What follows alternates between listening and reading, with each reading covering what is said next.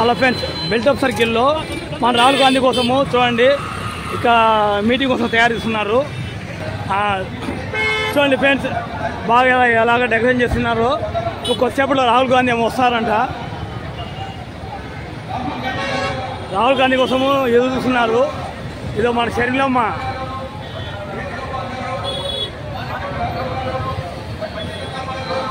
సోనియా గాంధీ, మన వైఎస్ రాజశేఖర రెడ్డి మొత్తం వీళ్ళ స్టాచ్యూలన్నీ పెట్టారు. చూడండి, జనాలు కూడా వేలాది మంది వస్తున్నారు. చూడండి ఫ్రెండ్స్, ఇక్కడ సేఫ్టీ కోసము పీసీలో అంతా లైన్లు పెట్టారు, బాంబ్ స్క్వాడ్ లాగా. చూడండి ఎలా ఉంది ఇక్కడ జనాలను. చూడండి కంప్లీట్గా కాంగ్రెస్ మొత్తం కోసం వచ్చే మహిళలు చూడండి వందలాది మందిగా. అధికారులు నాయకులు మనకు బాధ్యత చెక్ చేసిన వాళ్ళు బాగా నీట్ గా చెక్ చేస్తున్నారు. చూడండి మనం అడగడానికి వారు మాకు సమాధానం చెప్పడానికి ఒక హక్కు ఉంది. బాగా బందోబస్తు చేస్తున్నారు. దేశంలో స్వాతంత్రం చూడండి ఫ్రెండ్స్, లోపలికి వస్తున్నాము. పెద్ద సమస్యగా ఎప్పుడు లేదు. బాగా బందోబస్తు భారీ ఉన్నది. అన్ని ప్రైవేటీకరణ ఉన్న వాళ్ళను 10 మందికి మాత్రమే పెంచడం, మిగతా వాళ్ళందరూ అడుగులు పడిపోవడం. ఒక్కసారి ఆలోచన చేయండి సోదరులారా. కాంగ్రెస్ పార్టీ ఒక అడుగు వెనక్కి వేసినప్పుడు మన కాంగ్రెస్ పార్టీ ముందుకు వస్తాం. మీటింగ్ లోపల కాంగ్రెస్ పార్టీని బలోపేతం చేయవలసిన బాధ్యత మన అందరికీ ఉంది. గతంలో కాంగ్రెస్ పార్టీ వల్లనే గ్రామీణ ఉపాధి పథకం, మహాత్మా గాంధీ గ్రామీణ ఉపాధి పథకం కాంగ్రెస్ పార్టీ ఏర్పాటు చేసి 100 రోజులు కూలి ఎవరికి ఇబ్బంది లేకుండా చేయడం జరిగింది. కాంగ్రెస్ పార్టీలో ఎలాంటి కులము మతం అని తేడా లేదు. ప్రస్తుతం ఉన్న పరిస్థితులు చూస్తే చాలా భయంకరంగా ఉంది. మనమందరం భారతీయులు సోదరులు అనుకునే వాళ్ళకి మనలో మనకు చూసిపెట్టే పరిస్థితి ఉంది. దీనన్నిటికీ మనం జవాబు చెప్పాలంటే మన ఓటు హక్కు, ఓటుతోనే మనం జవాబు చెప్పచ్చు. మనకు మామూలుగా ప్రకృతి వైపరీత్యాలు ఏమన్నా జరిగినప్పుడు వాటికి కావాల్సిన ఫోర్స్ ఒకటి ఏర్పాటు చేసి మనకు సహాయం చేస్తారు. కానీ వ్యక్తిగతంగా ఈ రకంగా విపత్తులు వచ్చినప్పుడు ఏ రకంగా మనకు ఎవరు సహాయం చేస్తారు? చేయగలిగేది ఒక కాంగ్రెస్ పార్టీ మాత్రమే.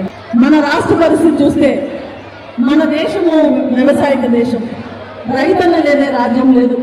కానీ ఉన్న భూములను మనం పండించుకుని తినాల్సిన పరిస్థితి. సంక్షేమం, అభివృద్ధి రెండు కార్యక్రమాలుగా ముందుకు తీసుకెళ్తే జగన్మోహన్ రెడ్డి అభివృద్ధి అనేది పూర్తిగా పక్కన పెట్టి ఈరోజు ప్రజలను భిక్షగాలుగా మార్చేటువంటి, ప్రజలను ఈరోజు వాళ్ళను ఉపాధి లేకుండా చేసేటువంటి పరిస్థితి తీసుకొస్తా ఉన్నాడు. కాబట్టి జగన్మోహన్ రెడ్డి అధికారంలోకి వచ్చినప్పటి నుంచి కూడా కక్ష సాధింపులు, ప్రతీకార చర్యలు, హత్య రాజకీయాలు, ఈ రకమైనటువంటి నియంత్రిత ధోరణిలో పోతా ఉన్నాడు. జగన్ ను ఓడించాల్సిన అవసరం ఉంది. అలాగే టీడీపీ గతంలో వాళ్ళ పరిపాలనలో కూడా బీజేపీకి అనుకూలంగా రాష్ట్ర ప్రజల యొక్క సంక్షేమాన్ని దృష్టిలో పెట్టకుండా పరిపాలించినటువంటి, నిర్లక్ష్యం చేసినటువంటి వైనం ఉంది. కాబట్టి ఈరోజు ఈ రాష్ట్రంలో వైసీపీ ఓటేసినా, టీడీపీ ఓటేసినా అది అంతిమంగా కేంద్రంలో బీజేపీకి ఉపయోగపడుతుంది. కాబట్టి ఈ రాష్ట్రంలో రెండే పక్షాలు ఉన్నాయి. ఒక పక్షంలో వైసీపీ, టీడీపీ, బీజేపీ, జనసేన ఉన్నాయి.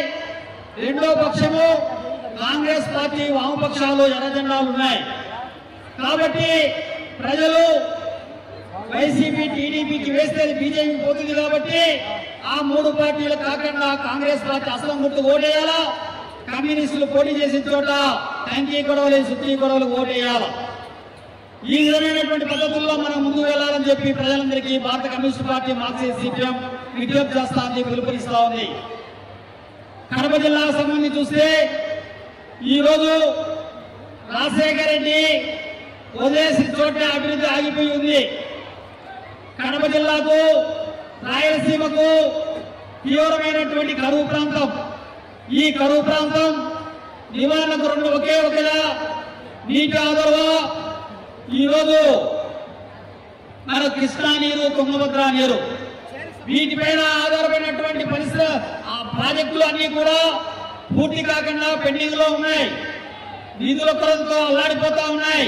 పంట కాలువలు పూర్తి కాకుండా ప్రజలకు రైతాంగానికి వ్యవసాయానికి నీరందని పరిస్థితి ఉంది. కాబట్టి కేంద్రంలో ఇండియా గవర్నమెంట్ వస్తే షర్మిలమ్మ గారు ఇక్కడ ఎంపీగా గెలిచిన తర్వాత ఎక్కువ నిధులు తీసుకొచ్చి పెండింగ్ ప్రాజెక్టులన్నీ కూడా పూర్తి చేయాల్సిన అవసరం ఉంది. అలాగే రాయలసీమలో ఉపాధి అవకాశాల కోసం భారీ పరిశ్రమలు నిర్మించాల్సిన అవసరం ఉంది. ఇక్కడున్నటువంటి చదువుకున్న నిరుద్యోగులకు ఉపాధి అవకాశాలు కల్పించాలా, తద్వారా ఈ ప్రాంతంలో ప్రజల యొక్క కొనుగోలు శక్తి ఉపాధి పెంచాల్సిన అవసరం ఉంది. కాబట్టి కడప జిల్లాలో మూతపడినటువంటి పాల పరిశ్రమలను నిర్మించాలా, దాణా పరిశ్రమలు నిర్మించాలా, ఇతర పరిశ్రమలు నిర్మించాలా, కొప్పర్తి ఇండస్ట్రీ ఏరియా అభివృద్ధికి కృషి చేయాలా.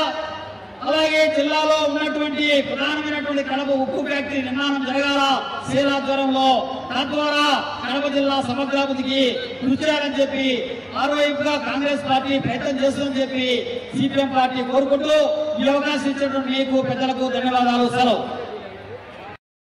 మిమ్మల్ని అడిగినాడు ఒక ఛాన్స్ అని చెప్పి మీ బలంతో గెలిచినాడు. తీసుకుపోయి ఆ బలాన్ని మోడీ కాళ్ళ దగ్గర పెట్టినాడు. ఒక్కసారి ఆలోచన చేయండి. మేము అడుగుతున్నాం. కాబట్టి మాకు కడప ఉక్కు ఫ్యాక్టరీ రావాలన్నా, ప్రత్యేక హోదా రావాలన్నా, మనకు విభజన హామీలన్నీ చేయాలంటే మనకు కాంగ్రెస్ ప్రభుత్వం అవసరం. 10 ఏళ్ళు అరణ్యవాసం చేసినాం.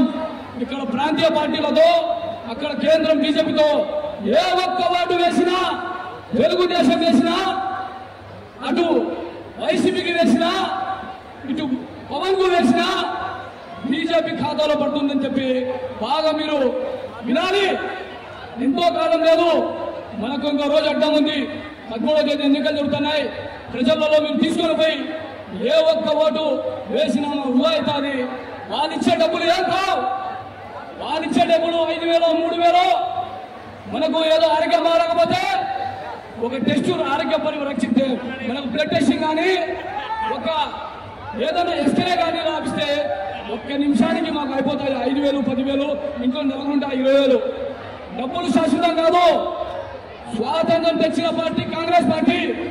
ఈరోజు అదే స్వాతంత్రం తెచ్చేదానికి కాంగ్రెస్ పార్టీకి ప్రజల్లో నడబట్టి ఒక్క టాత మీద వచ్చి, ఒక సైడ్గా వచ్చి కాంగ్రెస్ పార్టీ అభ్యర్థిని మన షర్మిలమ్మ పార్లమెంట్ అభ్యర్థిగా నిలబడినారు. ఎందుకు నిలబడినారని చెప్తే రాష్ట్రము కాంగ్రెస్ పార్టీని బలోపేతం చేయాలా, కడప జిల్లాలో మా ప్రజలను బాగా ఉండాలా, ప్రజలకు సేవ చేయాలా.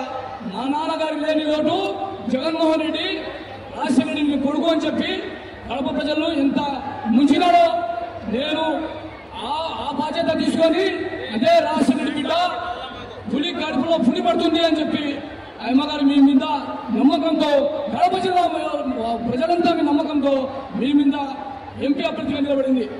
కొందరు చెప్తున్నారు ఆమెకు ఎంపీ పదవి మీద, రాజకీయం మీద ఆయన ఏదో మోహంతో వచ్చినారని చెప్పి.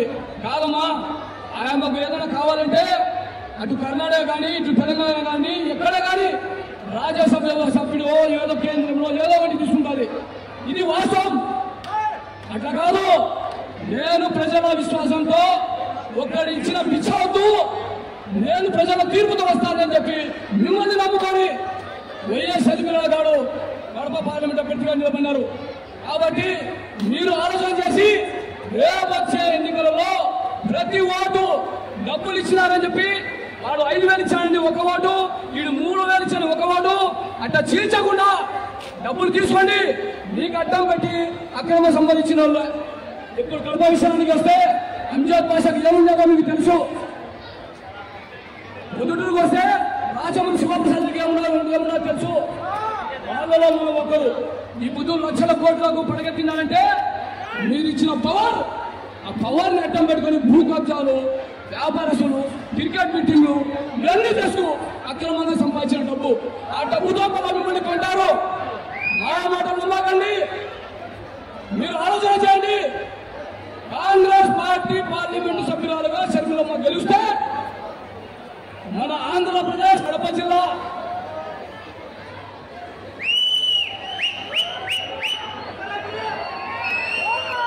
కాబట్టి మీరందరూ ఆలోచన చేసి షర్మిలమ్మకు ఇప్పుడు పార్లమెంట్ అభ్యర్థులు, షర్మిలమ్మకు ఇప్పుడు అసెంబ్లీ అభ్యర్థులు, ఎమ్మెల్యే అభ్యర్థులు కాంగ్రెస్ పార్టీ గెలిపించి మీకు శాసనసభకు పంపిస్తారని చెప్పి ఈ అవకాశం ఇచ్చిన తులసిరెడ్డి గారికి పెద్దలకు నమస్కారం తెలుసుడు. జై కాంగ్రెస్. ఇంటింటికి మేలే చేసిన ఇందిరమ్మ వారసుడమ్మ గట్టి పుడుగై అడుగులు వేశాడు.